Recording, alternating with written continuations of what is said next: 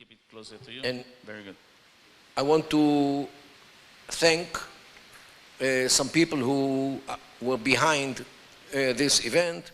Of course, Emanuel Segre Amar, Volker Megnaji, and Ilan Boni, who are here.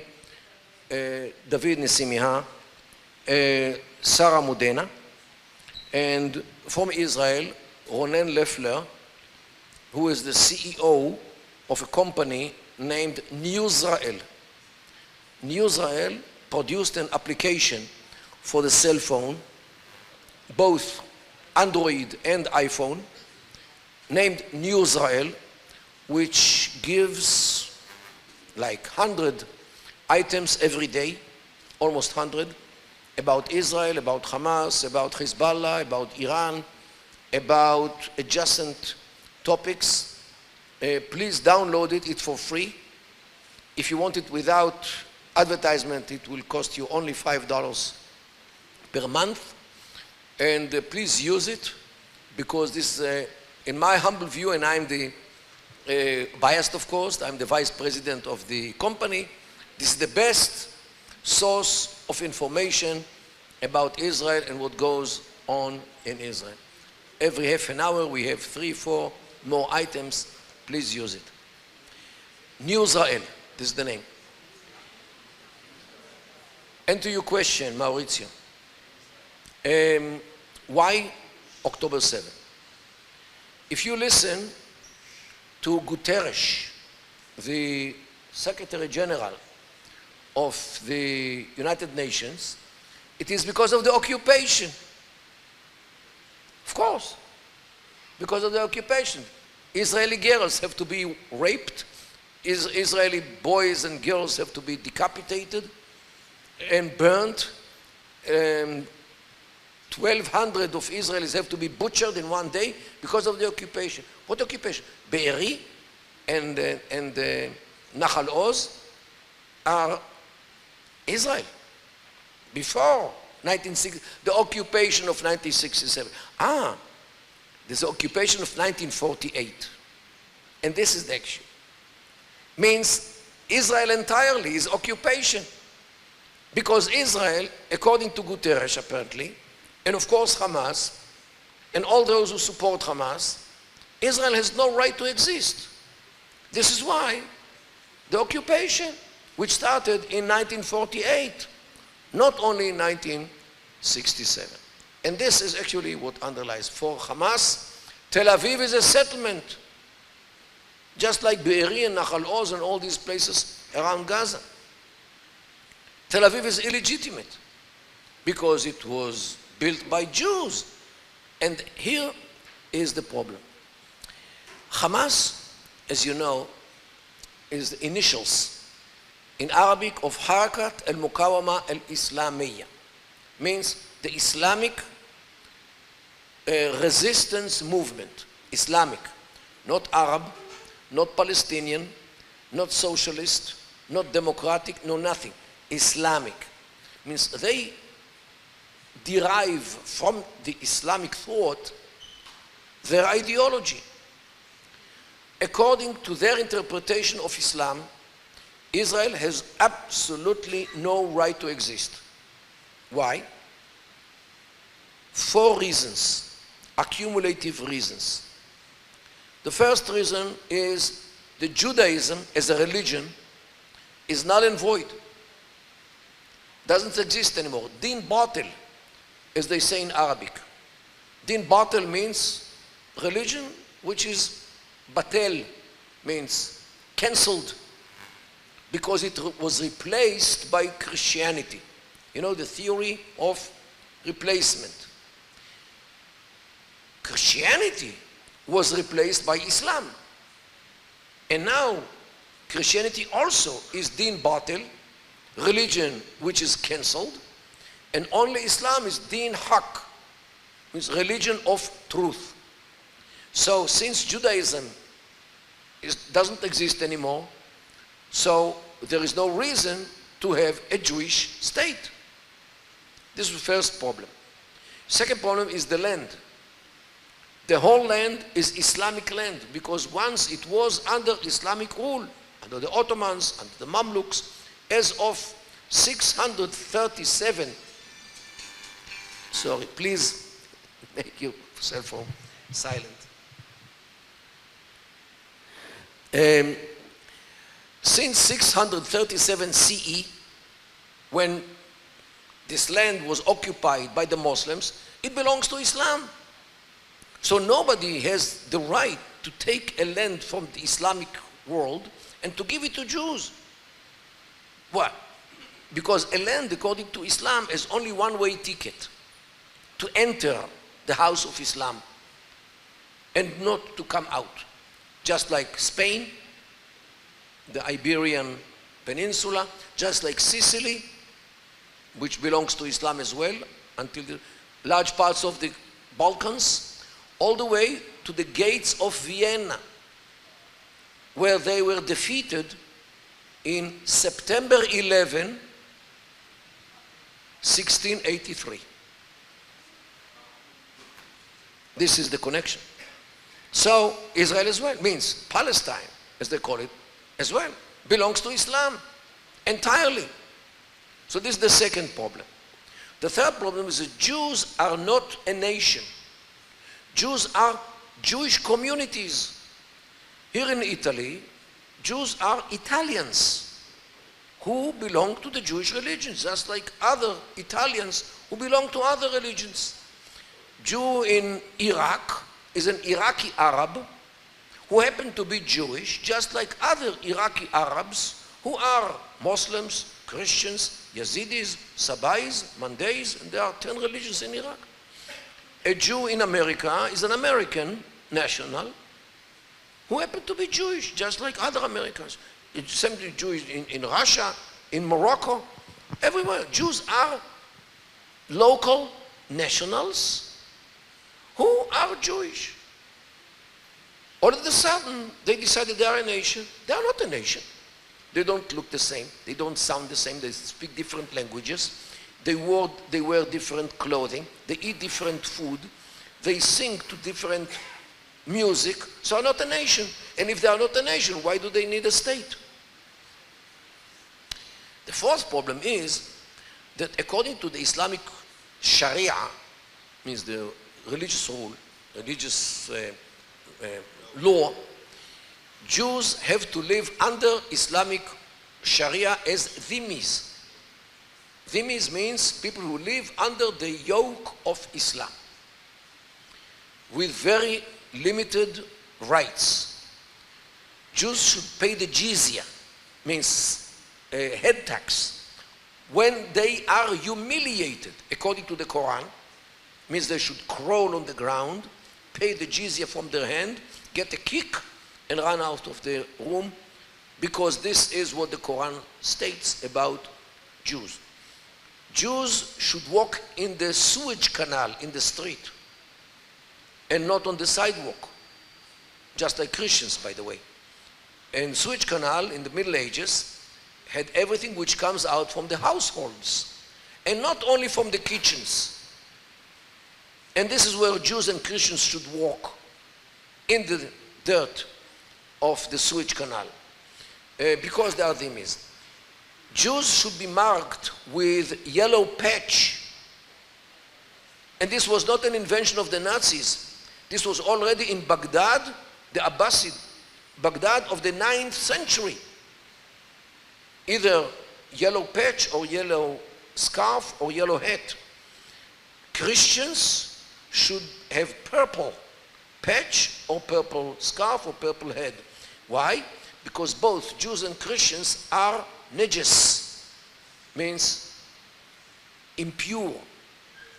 And in order to make sure that no Muslim touches them, they have to be marked.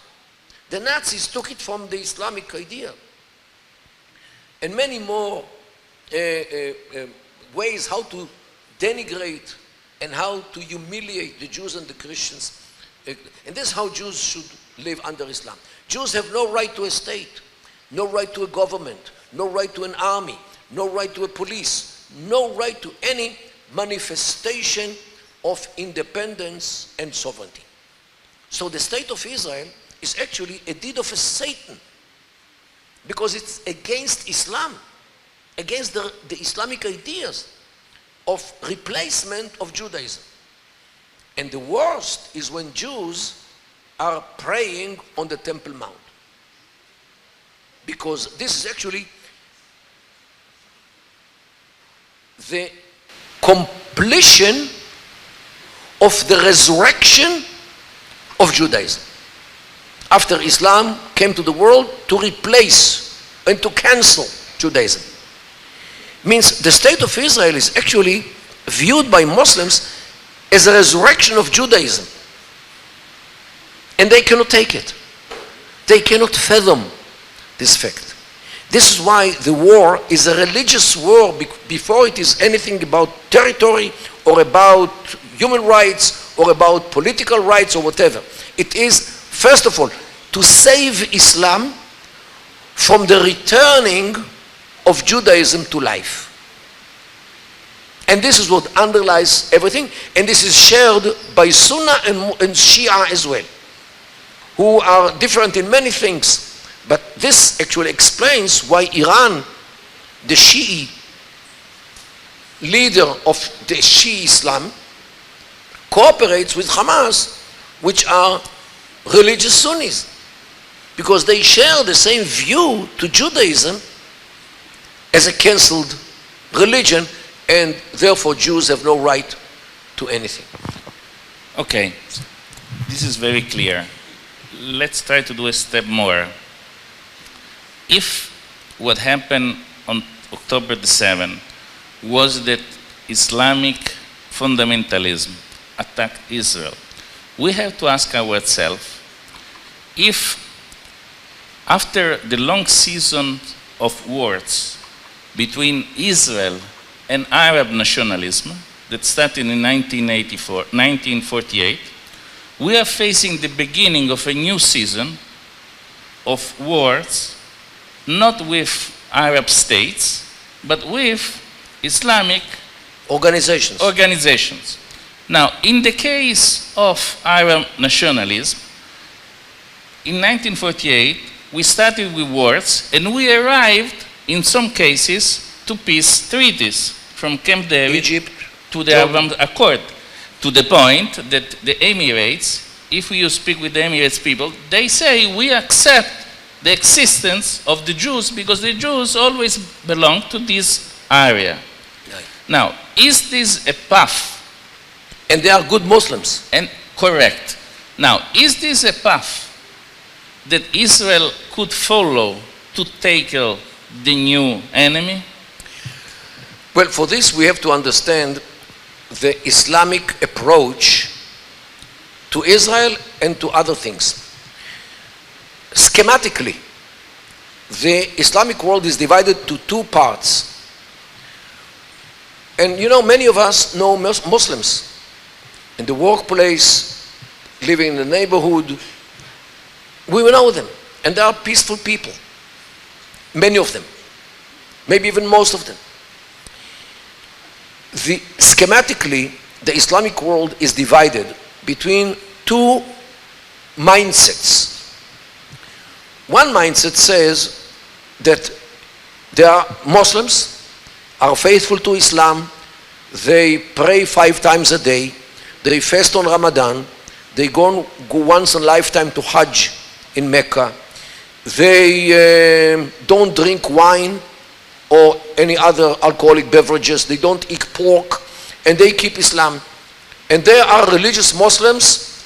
Many of them are in Israel as well. Many of them serve in the army. In the Israeli army, Muslims, there are. They don't mix Islam and politics.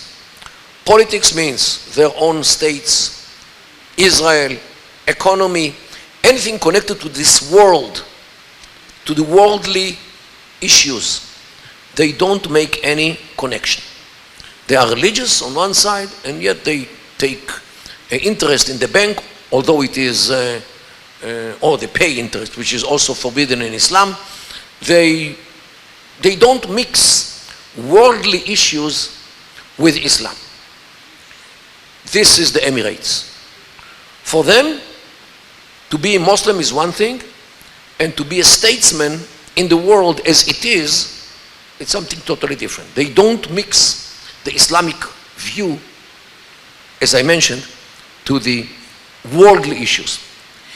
The other side of Islam, I would describe the Ikhwani Islam, the Muslim Brotherhood kind of Islam, is an interpretation of Islam which sees everything through the lens of Islam. As I described the state of Israel, everything, economy, the regimes, even the regime in Egypt, the regime in Syria, the regime everywhere, is being viewed through the lens of Islam. Do they implement the Sharia? Good. If not, jihad should be waged against Gamal Abdel Nasser in Egypt or against Assad, father and son, in Syria, because they don't implement the Sharia. And this is totally different way of how to look at Islam and the way Islam is involved in everything which runs the world. This is why Israel is the small Satan, the United States is a big Satan, and Europe is the middle-sized Satan. Okay? This is how they look at the world, through the lens of Islam. And this is where the problem is. Israel has no problem with the first kind of thinking. By the way, if you actually trace the history, you see that the Egyptian regime, which made peace with Israel, was fighting the Muslim Brotherhood. Sadat was hanging them in the streets. King Hussein, who made peace with us, he was killing the Muslim Brotherhood. Because the Muslim Brotherhood against the system. Because the system is run by the world, by the Christian world, by the United Nations, by America, by Britain, by all these infidels. Or by Soviet Union, when it came to Gamal Abdel Nasser. And the Soviet Union were also infidels. So even Muslims like Gamal Abdel Nasser and King Hussein, who are directed or operated as marionettes by the West, they actually are the long hand of the West. This is why they deserve a jihad. Okay? Because they are the enemy. And this is why Egypt had no problem with Israel. Because they fight the Ikhwani way of thinking. So is Jordan, the regime of Jordan. And so are the Emirates. So this is what you see today. Well, already many years, since peace with Egypt was in 1979. As of 79, we are almost more than 40 years. Means those regimes who do not mix Islam or do not look at everything through the lens of Islam as the Muslim Brotherhood, they look at the world as it is and cooperate with the world as it is, they have no problem to sit with Israel. While those who are run by political Islam, which mix politics and Islam, like Iran, like Hamas, like Hezbollah, like Qatar, like Houthis in Yemen, of course. So all those are against Israel and against the United States, against the shipping traffic near because this is part of the world order, the economy of the world. And they are against the system, the world system. And of course, Europe, everything. So this is the difference. Now, you mentioned organizations. And actually, what you see today is that Israel has to fight not states, but organizations. Hamas in Gaza, and Islamic Jihad. Hezbollah in Lebanon. 17 pro-Iranian militias in Syria. More than 50 organizations in Iraq. The Houthis in Yemen. What is happening here? The Iranians, don't forget, they invented the chess. They are bright people. By the way, the percentage of students, graduates, who finished real sciences, means mathematics, physics, chemistry, architecture, computers, in Iran is the highest in the world. Ladies and gentlemen, not political science or sociology, anthropology, this is nothing. I'm talking about real sciences. The percentage of the graduates in Iran of real sciences is the highest in the world. They are bright people. What did they do? They helped destroying states like Iraq, Syria, Lebanon, Yemen, and implanted organizations to carry out their plan. Why organizations? States are bound with the international law, with the United Nations, with the Security Council, with all kinds of courts in Den Haag, in Hague. You know, the ICC, ICJ, in Geneva, the Human Rights Council. States are bound, states are limited. Organizations are free to do whatever they like without any accountability to anyone, because they are organizations. And this is what Iran did. Filled the whole Middle East with organizations which can do whatever Iran wants without any limit, without any restrictions.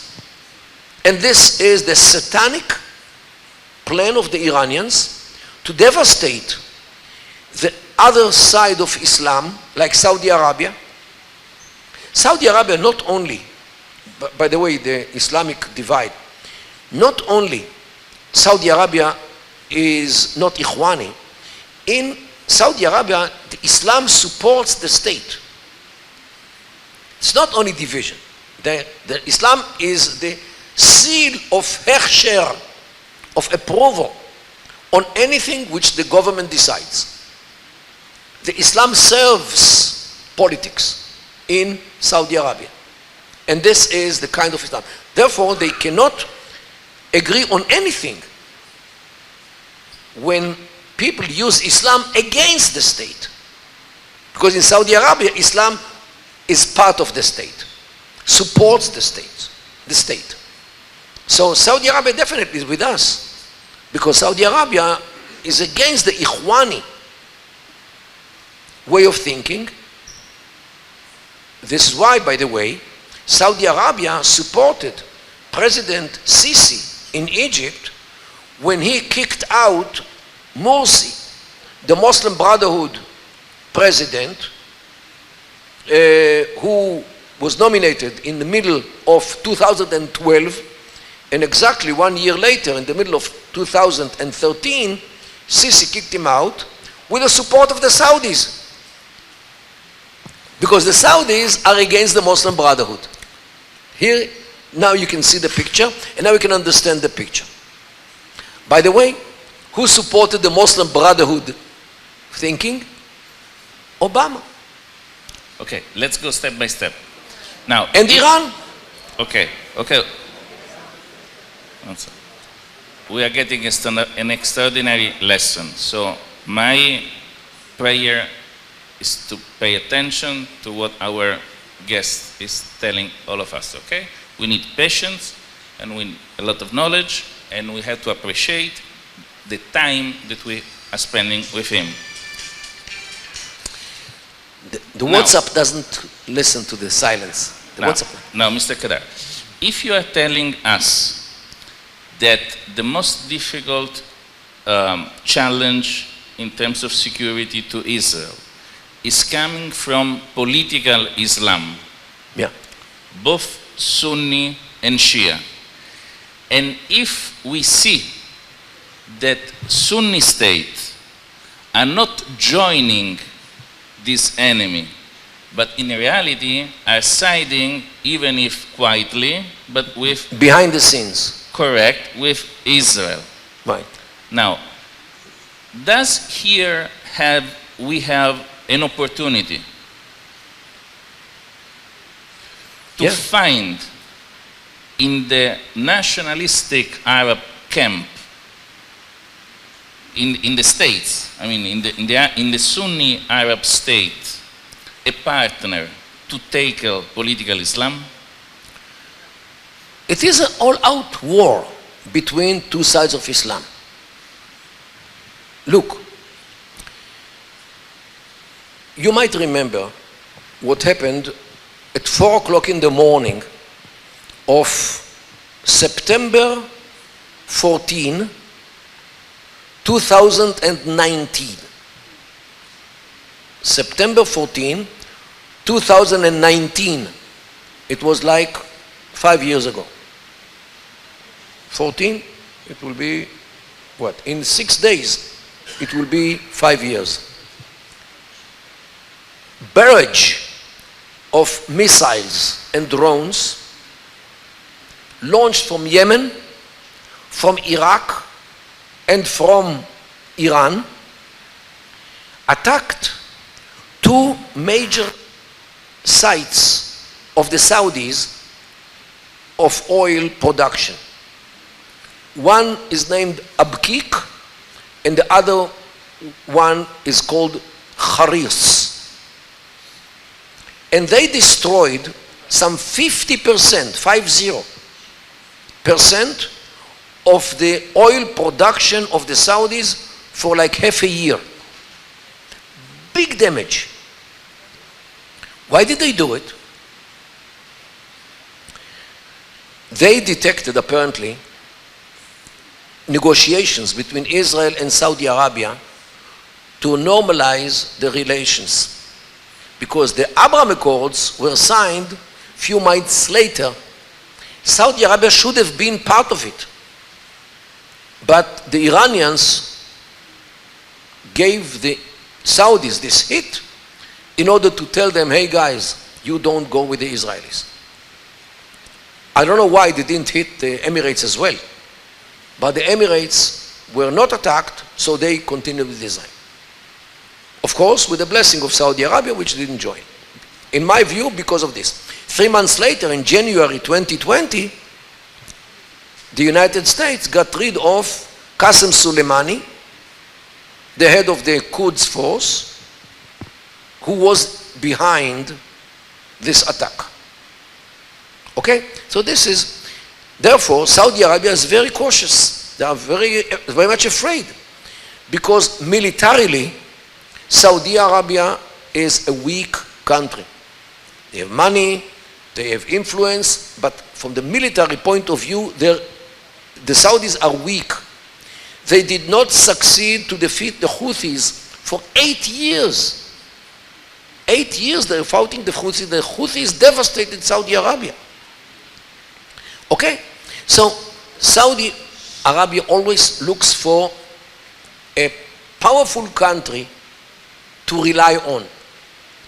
Unfortunately, because of the war between us and Gaza, and because of the issues inside Israel, and we'll talk about this, Israel is viewed today not as a powerful state. This actually what encouraged Hamas to attack us because of the domestic problems which we had in Israel. Saudi Arabia is waiting, and now the Saudi demand is to have mutual defense treaties with the United States of America as a condition for normalizing with Israel. Why? They are afraid of the Iranians. They are afraid that the Iranians will repeat what they did on September 14, 2019. And the Saudis are very vulnerable. All their oil production industry is on the ground, exposed to the Iranians. And this is why they are very cautious. They are very slowly. They are running to nowhere. There are no rush. And they are waiting for the Americans to give them mutual defense treaties as a condition for a peace with Israel. In this fight between political Islam and the State of Israel, where does the Palestinians stand? The Palestinians are divided also between the PLO, which tries to be with the good side, means with Egypt, Jordan, while Hamas is wholeheartedly with the political Islam. Why? Hamas is also against the PLO, because the PLO is part of the system, because the PA, the Palestinian Authority, was created by agreement between Israel, the small Satan, and the PLO, which is not a religious organization, it's nationalistic organization. The PLO does not emphasize Islam because the PLO has Christians in it. You know, George Habash was a Christian. Naif Hawatma, Christian. Wadi Haddad, the Black September organization, is a Christian. So there are Christian terrorists within the PLO. So the PLO did not emphasize the Islamic side or Islamic aspect of their fight. Hamas is Islamic by definition. So Hamas belongs to the political Islam part of Islam, and the PLO is part of the system, means the nationalistic one with Egypt, with Jordan, with Israel to some extent, although the PLO, I think I have it here, produces these things. On one side, and this is the PLO flag. On one side it says Al-Quds Lana, Jerusalem is ours, means theirs. But on the other side, Palestine, from the river to the sea. So where is Israel? In the Mediterranean, within the sharks and the fish. Okay? And this is our partners to, by the way, they are the people behind the courts in Hague against Israel. South Africa is only the state which forwarded the information. But all the information which was given to the courts in Hague come from 4 organizations run by the PA, sponsored at least partially by the European Union. So the Italian taxpayers actually is used in order to delegitimize the state of Israel in the courts of Hague. Think about this. As you said, this deep split inside the Israeli society gave to Hamas and the political Islam the perception of a weak state. Yeah. So the question here is, first, how deep is this split, and can this split be healed? Well, Israel, as we all know, is a mixture of cultures, because we Jews came from more than 100 states all over the world to our ancestors' land, the land of Israel. And everyone who came from wherever they came brought their culture, which they absorbed wherever they lived for centuries. Therefore, the Israeli society has the whole spectrum between the ultra-Orthodox Haredim on one side and the ultra-Orthodox, ultra-liberal, secular people for whom the Jewish religion means nothing. Totally secular. And they define themselves as Jews by nationality, not by religion. And this is a whole spectrum of the society of Israel. And I believe in many places in the world, the Jewish communities also have a very large array of ideas between the Haredim and the ultra-liberals. Okay? The same is in Israel. The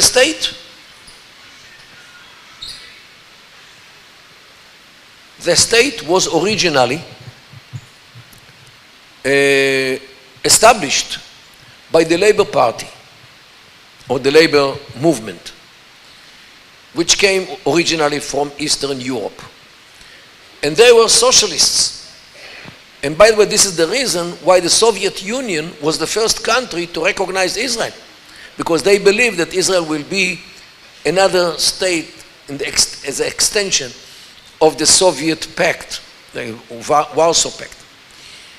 And in many cases of this group which established the state was, Zionism for them was the replacement for Judaism. They wanted to get rid of what they call the shtetl in Yiddish, the small Jewish town, to get rid of the galut, of exile, by kicking out Judaism, because now we are the new Jews, we are peasants, we are working in agriculture, we are fighters, and you could see the illustrations of the new Jew those days, of the 20s and the 30s, blonde, blue eyes, with a weapon, totally detached from Judaism as a religion, yet nationalistic. This is one side. The other side said, well, we are Zionists, but we are religious. For us, Zionism is part of the religion. And the Zionist movement actually included a large array of people from Achad Ha'am, from one side, who was totally liberal, all the way to Rabbi Kalischer, who was what we say today modern Orthodox, who was Orthodox yet Zionist. These are the array. With the years, the more conservative part of the society became bigger and bigger because of birth rate, especially people who came from Islamic countries like North Africa, like Iraq, like Syria, Lebanon, of course Morocco, Yemen. Their birth rate was traditionally higher, while the Ashkenazim, those who came from Eastern Europe, liberals, everywhere in the world, within liberal circles, secular circles, birth rate is lower. For various reasons, we won't get into this. We know it from everywhere in the world. And for the years, and don't forget that we are more than 100 years, the Zionist movement, which started towards the beginning of the 20th century. The first Zionist convention was in Basel in 1897. Means what? Almost 130 years ago. Add to this the Moshavot HaBaron, Petach Tikva, Rosh Pina, Rishon LeZion, Rehovot, Nes Ziona, were all established in the 80s of the 19th century. 1882 started in Petach Tikva. So we are talking about almost 150 years of the Zionist movement. So people who came from Eastern states like North Africa, Arab world, Islamic world, they have large number of children traditionally, while those who came from Europe have lower number of children. Add to this migration from Israel, and unfortunately many left Israel through the years. Secular people tend more to leave Israel because they don't believe in their soul that Israel, they can live in Italy, they can live in Britain, they can live in the United States. For them it doesn't make much of a difference because anyway they don't believe in Judaism as a religion. So for them to leave Israel is much easier than people who really believe that Zion, is our place. So with the year, because of high birth rate on one side and high rate of leaving Israel on the other side, it came to the situation that today the conservative circles in Israel are much bigger than the liberal ones. And when it comes to voting to the Knesset, you know, after all, Israel is a democracy, one man, one vote. More and more, the part of the Knesset is conservative, Haredi, modern Orthodox, or Masorti, or conservative anyway, even not totally religious. But those who establish the state keep thinking that the state belongs to them. And this is today actually the struggle between those, the majority of the state, of the society, which is traditional, conservative, religious, ultra-religious, combined, and those who are secular, or totally secular, or liberal, or those. And every round of elections, every 4 years, when we have 4 years, the results are more indicative of this situation in the society. And this is actually the struggle. Everybody thinks that this is democracy. The secular ones, keep thinking that democracy is when they are in government, although they are a minority, while the majority think that they should be in the majority of the Knesset because they are the majority in the people. So this is actually the struggle. Unfortunately, the minority of the liberals control the media. They are in the court system because they keep bringing their people to the system and kicking out the conservatives. They are in the economy. The money is there. The arts and the academic institutions are liberal. Most of them. So when they control the court system, the media, the economy, the arts, and the academia, they actually hold the state in the throat, especially by the court system. Now, the court system in Israel, think about the supreme judge, the president, Aaron Barak, who is still, although he is over 90 years old, he is in the court every day, in his office in the court, and he controls everything. The judges in lower levels, the legal advisories, and the prosecution. All are directed by the ultra-liberal Supreme Court. And the results are clear. If you have a prime minister whom they don't like, they will open all kinds of files against him. And this is actually what Netanyahu has to face. While they let alone others who are not from their milieu. Okay, so this is actually what happens in Israel. And unfortunately, those liberals allow themselves to destroy the army by convincing all kinds of groups in the army, like pilots, fighters, not to volunteer to miluim, to reserve. What does it mean? Israel's army is miluim. The regular army is very small. The biggest part of the army in a war is miluim. People who are 30 years old, 40 years old, those, the engineers and the architects and whatever they are, they leave everything and they go to the army when they are needed. But if they don't volunteer, Israel has no army.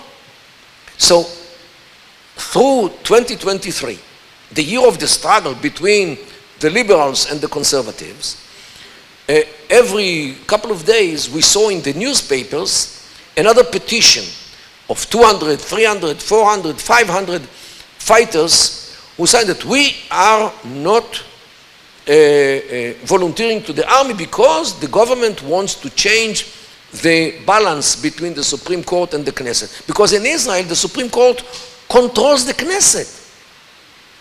The Knesset cannot make any law without the Supreme Court approval. We are voting for the Knesset, but the Knesset is not sovereign. The sovereign is the court, which is not elected by anyone. It is nominated by a group of people who perpetuate themselves in the court system.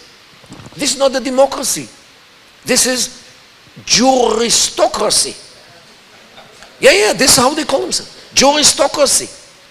And not only this, the judicial advisor of the government has to approve any decision of the government. Means the government actually is ruled not by the prime minister, but by the judicial advisor. A lady who was nominated by the liberals in the days of the former government. And nobody can kick her out because she's professional. And the Supreme Court will not allow to fire her. So this is how we vote for, let's say, for the right, and we are controlled by the left through the Supreme Court, through the judicial system. And this was the struggle. Will the Knesset be liberated from the control of the Supreme Court or not? And this actually what was the struggle in 2023. So, all those who hold the state by the throat and with foreign money, which came from all kinds of places in the world, including Qatar, which supports the Muslim Brotherhood and Hamas, had a whole wave of petitions against the government, against the Knesset, against the decision, in support of the court, which should, according to their ideas, continue to control the whole state. Means Qatar, the country which supports Hamas, also supports this protest movement, as they call it.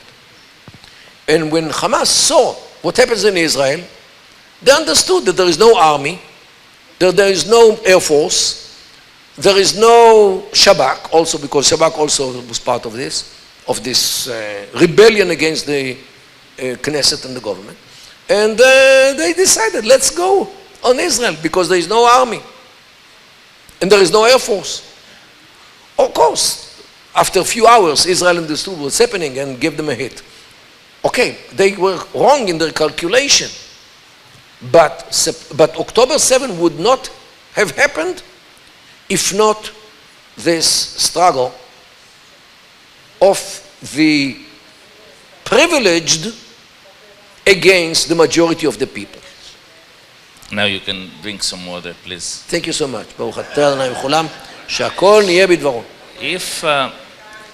If this is the description of a very deep division in the state and in Israeli society, what does still keep Israel together? Well, fortunately, those who don't care about the state to a degree that they would destroy the army if the state is not controlled by them, they are a minority. Not marginal one, but they are a minority. The majority of the people want the state, want to come to terms, want to come to some kind of agreement between the sides, to come to be able to live together between religious and non-religious, between liberal and conservative, because the alternative is to go back to exile. And people are aware of it. And the existence of the state is dear for 99% of the people. And this is what we count on. Look, when the war started in October 7 and October 8, you couldn't find a place on any airplane in the world come to Israel, because all the Israelis, tourists and residents and relocationists, just hurried up to Israel to join the units, religious and non-religious alike, liberal and conservative together. You know, in one case in JFK, they were fighting who will take the last seat on El Al. So El Al saw it, so he said, calm down, we'll rent an airplane. So calm down. Okay? This is the Israelis. When we smell a problem, a danger, we leave all the problems, all the disputes, all the differences, and we grab the rifle and we run to fight. Because we know the alternative. The alternative of unity is non-existent. And this is why I'm optimistic that in the end of the day, they will find a way how to coexist. Because if they don't, everybody is aware of the result. In terms of political split, do you believe the Prime Minister Netanyahu is part of the problem or maybe part of the solution? Depends what your position is. If you, by the way, there are many in the right side of the political map who think that Netanyahu exhausted his credit. Means, although they are right-wingish, conservative, yet they think that Netanyahu, after what, 18 years combined of being a prime minister, the time for him to go home and to write his memoir and leave the because, you know, nobody came to the world to remain here forever. I have news for you. All of us, one day, we leave the world for our descendants. Okay? Netanyahu included. One day, he will leave. So let it be now. So many, even in the right, claim that Netanyahu should leave. Of course, those in the left definitely do not want him because he's too powerful for them. He's too resilient. He is too resistant. Look at what happened today vis-a-vis Biden, vis-a-vis the others in America, in Europe, in other places.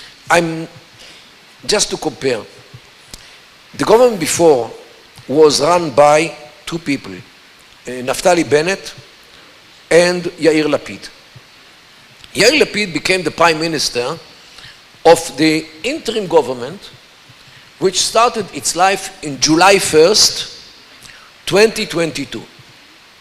For 4 months, July, August, September, October, because on the 1st of November, there was supposed to be elections. So 4 months of interim government.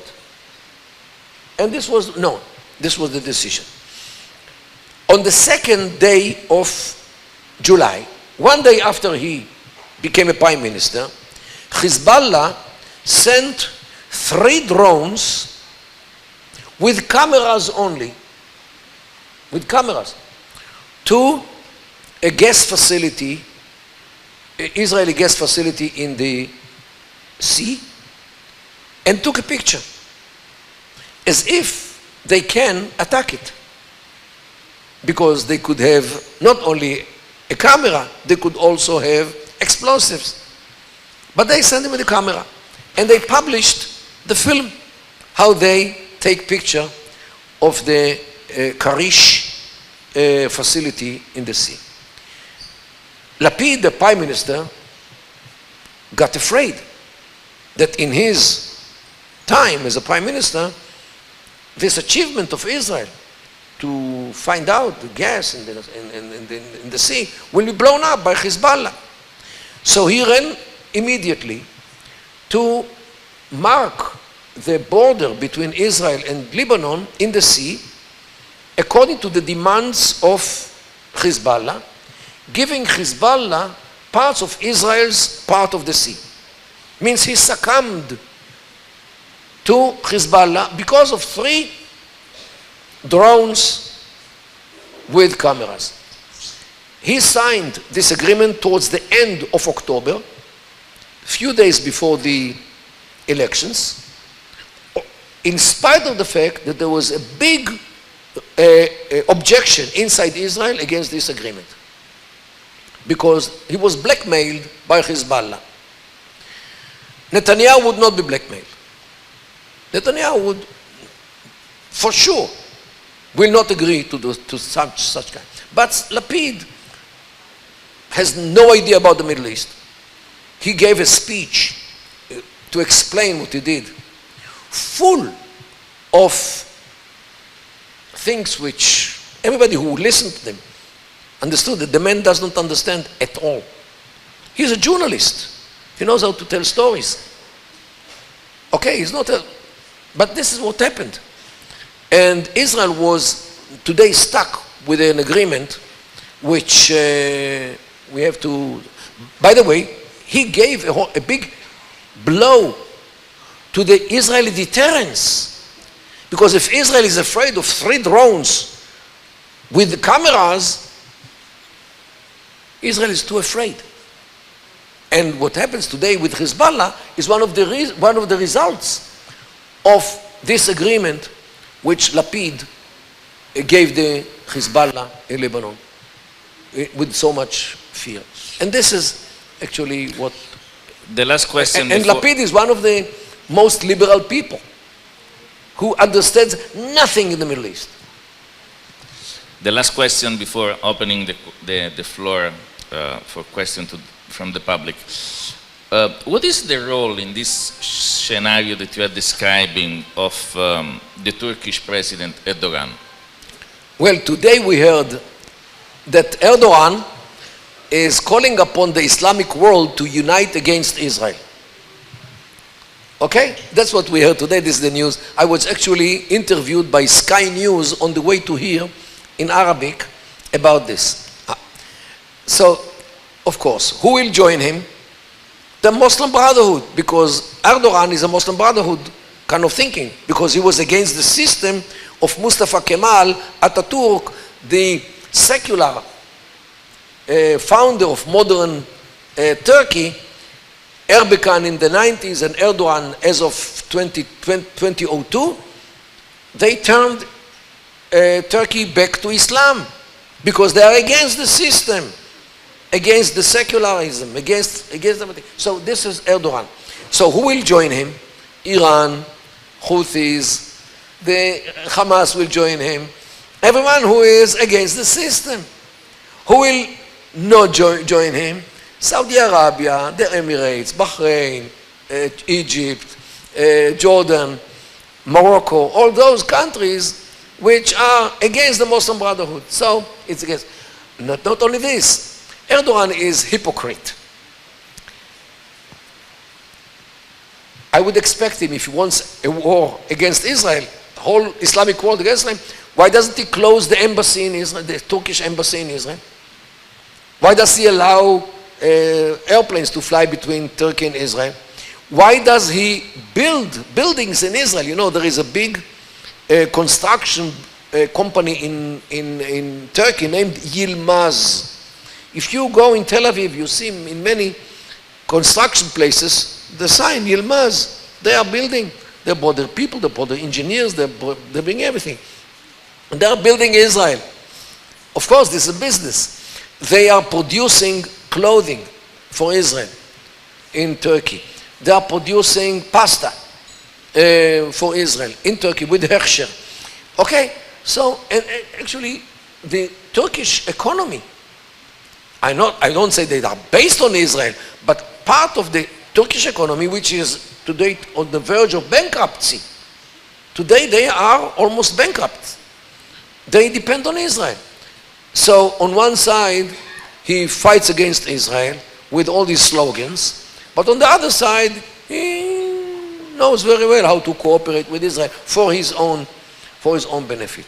However, today, and I would conclude my presentation, Israel is fighting the political Islam, Iran and all the other Muslim Brotherhood organizations. Israel is the front bastion of the Western civilization in the Middle East. If Israel is defeated by the political Islam, they will be in the shores of Europe in no time, because they will be encouraged. The glands of jihad will be inflated,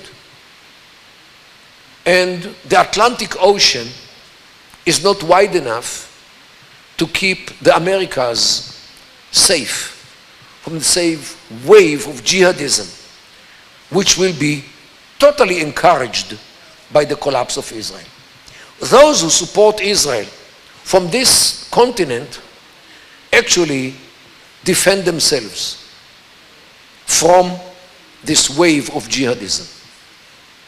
This is why, in my humble view, Israel should be supported by whoever wants to continue in a civilized world. Thank you so much. Thank you to Mordechai Kedar. And now is the time to ask questions.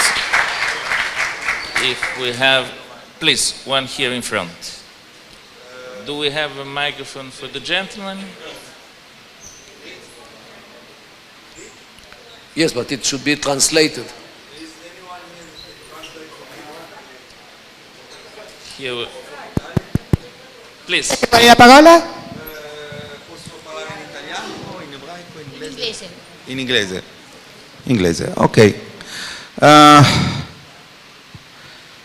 One question.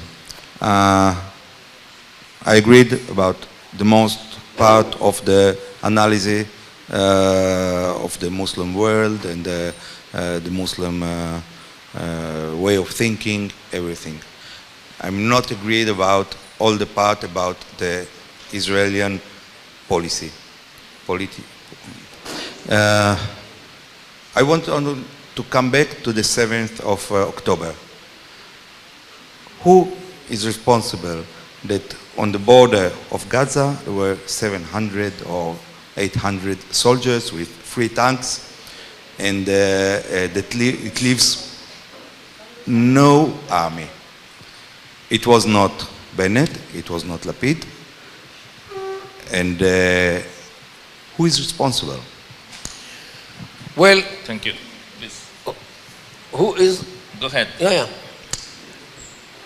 Israel, for years, both the political arena and the professional arena. Professional arena, I mean the intelligence, both military and Shabak, Mossad. We were deceived by Hamas. Why? Hamas, you might remember, took Gaza over in mid-June 2007. October 2023, it's 16 and a half years after Hamas took Gaza over. Through these years, Hamas demanded money. They demanded that Israel allows workers to come to Israel to work. They wanted more food to be transferred from Israel, and they paid. And they wanted construction materials, to build buildings and everything, also tunnels. And the impression it was in Israel, since we are Westerners, that Hamas want a state, developed state, with good health, good system of education, transportation, normal state. And most of the Israelis, in the intelligence, in the Shabak, in the government, were more than convinced that this is what Hamas wants, to have a state. And they actually put the jihad in the boydom. I don't know why you said the boydom. Boydom is the part in your apartment which you don't go to, in the ceiling, above the ceiling is where you put old stuff which you don't need. And it's in your home, but you don't use it. And this is what we thought, that they put the jihad in the boydom. And they actually want to run a state, to establish a state, the jihad will wait for a long time. This was the impression. They surprised us, no doubt. They were preparing an army to attack us. Not in one place, not in two places. They found out that they crossed the border in 119 places to run to all the kibbutzim, all the moshavim around Gaza, to kill, to rape, to steal, to whatever they could do. We didn't expect it. We maybe expected one place, two places, but such an assault, nobody expected. And this is, excuse me, there were at least two people. One was a lady who Nagedet Vav. Nagedet is corporal. Vav means her name starts with Vav. I know her name. I know the lady. So from my unit. So far it was not revealed, so I don't say her name. She wrote a whole paper, 30 pages, about the plan of Hamas. But nobody believed it. Because all the demands of Hamas were always to increase the number of people who will come to Israel to work and to bring money. And this made the impression that that's all they want. Another one wrote another paper named Chomot Yericho, the walls of Jericho, which also talked about the plan of Hamas to attack Israel, and this was based on documents of Hamas. Yet, the upper echelons did not believe that this can happen. They were caught in conception that this can not and will not happen. To that degree, look, after all, 16 and a half years, there was not just such a thing. 16 and a half years is how many days? Multiple it with 16, almost 6,000 days. 6,000 days. Every day is like the previous day. Of course, we had once in a while rounds of violence which didn't increase to be such a thing. If you have a question, please raise your hand. So this was the reason, the main reason, why there was no army around Gaza that day. There are people who claim that this was a conspiracy in order to hit Netanyahu. I don't believe in this, of course. Yes, the question was, if I may say, if the Prime Minister doesn't have a political responsibility for what happened. Of course he has responsibility. But the Prime Minister doesn't have an intelligence of his own to tell him another thing. He depends on the intelligence. He doesn't have Shabak, the civil security. Another one to tell him another story. He doesn't have another Mossad to tell him another story. He doesn't have tools to know what happens in Gaza, apart from the tools which keep telling him that Hamas are murta and mukhal, means they are deterred and confined. He doesn't have his own private intelligence organizations which will tell him another story. And it depends on what comes from. We have some other questions. I will gather some questions, so allowing him to answer all together. So we have 1, 2, and 3. We'll take all the questions and then he will answer. By the way, before the questions, if you may, I say Kaddish. So if 10 people can stay here after the event for Ma'ariv, I'll be highly appreciative. Of course. Okay, thank you so much. Please. Please, go ahead. Parlo in italiano, lei dottore magari traduce.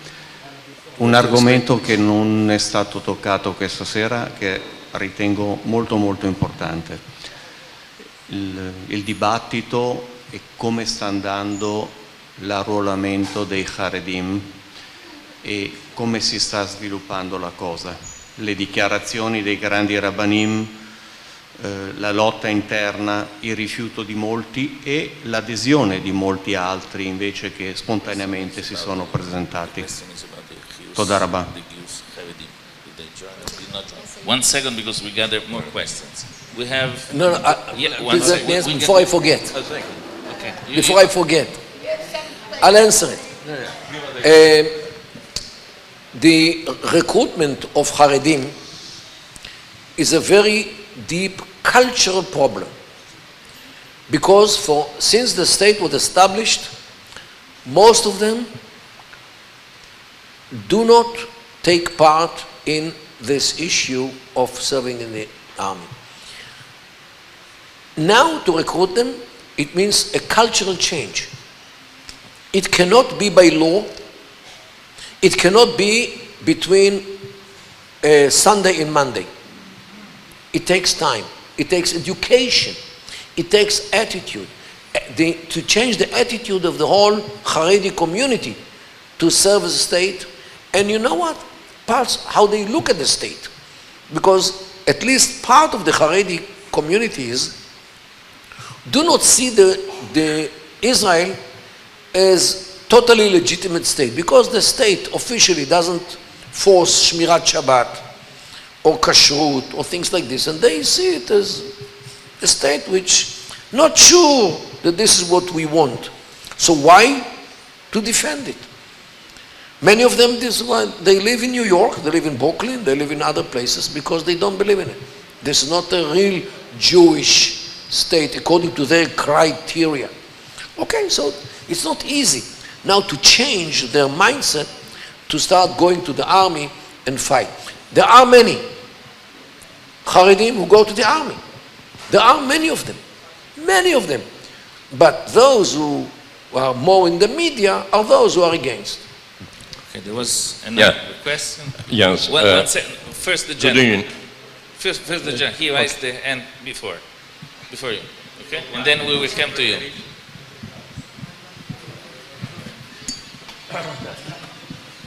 Speak in English, then eventually I can translate in Italian. I'd like to ask you something about the right party. Oh, sorry. So about the right party, because I think that outside Israel, there are, well, me for instance, I can't understand one thing that is very important. So we had lots of elections, of course, like it happened in Italy. So Italy and Israel, that's very close to each other for the politics. But I understand and I agree, and a lot of people agree, that when the right is winning in Israel, the right has the right and the power to make a government and to go on. So what lots of people can't understand is why we are just talking about Netanyahu and few people that are now old, a lot, very old. And this is something that happened also in Italy with Berlusconi and the government. There are no new people. There is no a new, let's say, leadership that can really bring the right ideas. I'm talking about right ideas in this state. And this is very important. Thank you. In my opinion, also, I would just want to join one thing. It's very important also for the agreement and for the politics we need to bring on with the states like Saudi Arabia, Emirates and so on, in order to see what's going on in the future when the war will be over. Thank you. Thank you very much. Now Yoram. Please, short questions. Yes, very short question. I have been as mitnadev in different bases, military bases, until July. But the question, and I know very well the mood of the soldiers. We think about the hostages. We think about more than 700 soldiers that are dying in this war. And I know that you are very famous professor in the University of Bar-Ilan, and he was 25 years in there. It's difficult to talk about peace, but connected to the other person, about your proposal that you did, if I'm not wrong, about 2012, about, we spoke a lot of this mantra, to people, to nation, to people, to nation, and we saw what's happened 7 October. But your proposal, 8 Emirates, can you explain, please, to us what you mean? Okay, one second, let me see if there are other questions. If no, we will allow, yes, please. A short question. Do you prefer between Trump and Kamala for Israel? Okay, there is a lady behind you. My question is related. You were talking about Obama before. You were talking about Obama before and his influence with Iran. So I just wondered if you could elaborate a little bit more on that. Okay, so thank you very much. Now you have the opportunity to answer to these 4 questions and then to close our Okay, let's start first of all with a comment about the Emirates, which is my view very important. In very short, the states in the Middle East are divided to roughly to 2 kinds: failing states and successful states. Failing states are Lebanon, Syria, Iraq, Yemen, Libya, Sudan, Algeria potentially. Let's say these are the failures. The successful ones are Kuwait, Qatar, Abu Dhabi, Dubai, Ras Al Khaimah, Fujairah, Ajman, Qaywin. These are the 7 Emirates, in addition to Saudi Arabia and Oman. Altogether 12 successful countries. The question is, why are those failures and why are those successes? One would say because of the oil. Wrong. Iraq has a lot of oil and Iraq is a failing state.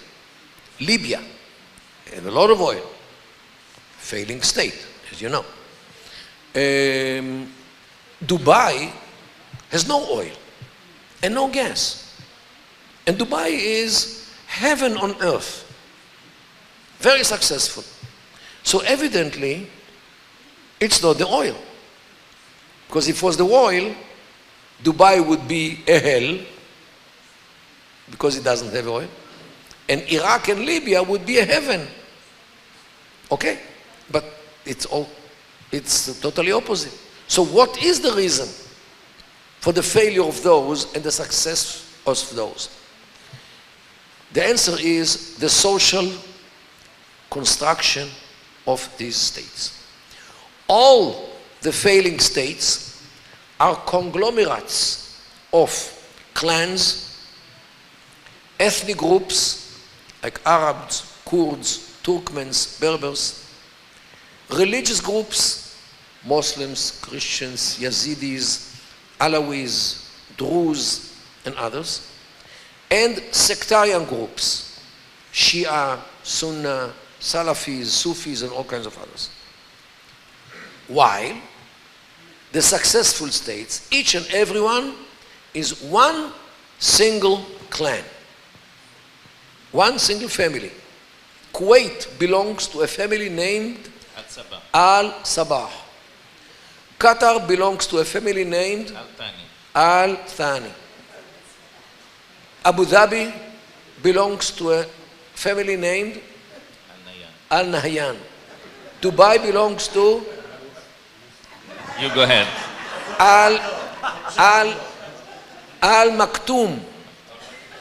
Saudi Arabia belongs to Al-Saud. Al-Saud. Means if you base a state on a Cosa Nostra, and I'm serious, on a family, you get a successful state. If you base a state on Western ideas about nationalism, liberalism, communism, socialism, patriotism, and all these isms which were imported from different cultures, you get a mayhem. You get a hell. And this is actually what explains this division of the Middle East to successful states and failing states. Now, if we have to solve the Palestinian problem, which system will we take? The successful one or the failing one? It's clear. We don't take a failing. Means if you create a Palestinian state with all the clans, and the Palestinian society is very clannish. If you tell me somebody's name, I'll tell you where he lives. Nusayba. Because if he, Nusayba, Jerusalem, if his name is Jabri, Kawasme, Nache, Tamimi, or Abu Snaina, lives in Hebron. And if his name is Arikat, like Saib Arikat, he lives in Jericho. If his name is Barghouti or Abu Ain or Tawil, he lives in Ramallah. If his name is Masri or Tukan or Shaka, he lives in Shechem, in Nablus. If his name is Karmi, he lives in Tulkarem. This is how it works. Because if he goes to another town, he is in exile. He is not in his hometown. Okay? This is the culture of the Middle East. You know what? Once Italy was also Emirates. And how united Italy until this very day, you know better than me. Okay? So this is actually what works. In the Middle East, tribalism is not only alive and kicking, it is alive and killing. If you merge them together, you get another Syria, another Iraq. If you establish Emirates in each and every town in Judea and Samaria, you get the Emirates like in the Gulf. And this is what my suggestion is, to establish Emirates for the clans of Hebron in Hebron, for the clans of Nablus in Nablus, and so forth. Israel should forever remain in the rural areas, offer Israeli citizenship to the villagers. Those who lived in the villages are like 15% of the population, while Israel should keep like 85% of the land. After all, this is our land, old Eretz Israel. And this is the only solution which corresponds with sociology. And this is why this is the only solution which has prospects to survive. What happened with Gaza? Until the war, I look at Gaza as one state, functioning state, because it was under Hamas, and we should deter Hamas, and really deter Hamas, not in theory. Now, when we are planning, hoping to get rid of Hamas, it's not easy. It's very hard because they are hiding behind women and children. And they are in the caves. They're very hard to catch them. Yet, we are determined, so far, to get rid of Hamas. If we succeed, we can go to the administrative division of Gaza to 5 districts. From the north to the south, Gaza is traditionally, all the way from the days of the Egyptians, divided to 5 districts. Beit Hanun, Bet Lahiya in the north, the city of Gaza, Dir el-Balach, Khan Yunis, Rafah. And beyond Rafah is Egypt. These are the 5 districts. This could be base for the Emirates. 5 Emirates in Gaza, based on the local families. No Hamas, no Abbas.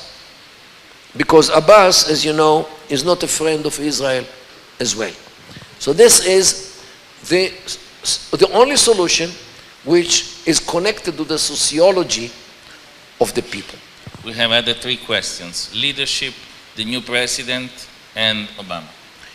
Look, we as Israelis should not talk about the elections in the United States, because the Americans view this interference as interference in their domestic issues. Although this decision has a lot to do with the Middle East, a lot. Yet, it has a lot to do also with Europe, also with Ukraine, also with China, also with many issues on the global arena. So we in Israel, we keep our views for ourselves.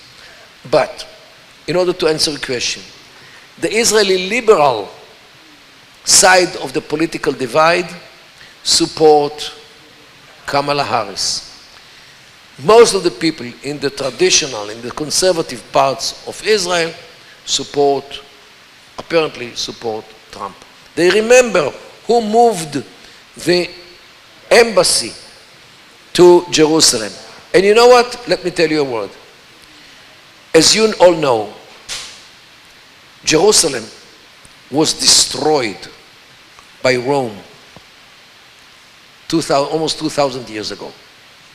In my view, Italy should have been the first state to have its embassy in Jerusalem.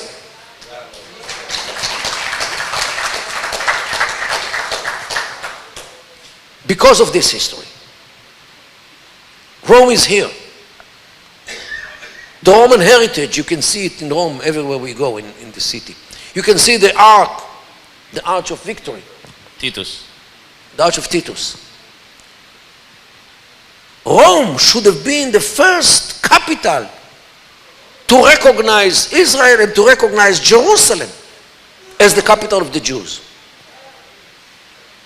And in my humble view, the Jewish voice should be this, about this. Apart from all the other cheshbonot, all the other accounts. Because of history. The last question on leadership. Do you see any new leaders coming up in the state of Israel? Yes. Look, just to remind you, Netanyahu, when he started his career, his first position was the Israeli ambassador to the United Nations. Who knew about him? Okay, well, the people who know. Okay? Leaders are waiting for their time. Where was Meloni 20 years ago? Who knew her? Nobody would tell. Okay, so this is what I mean. Or Berlusconi, 20 years before he became prime minister. Leaders are being built by the position. In Israel as well. Thank you so much. A big round of applause to Mordechai Kedar. Thank you all for having joined us, and thank you to Noam for the nice hospitality. Thank you. And Tfilat Arvit. Tfilat Arvit.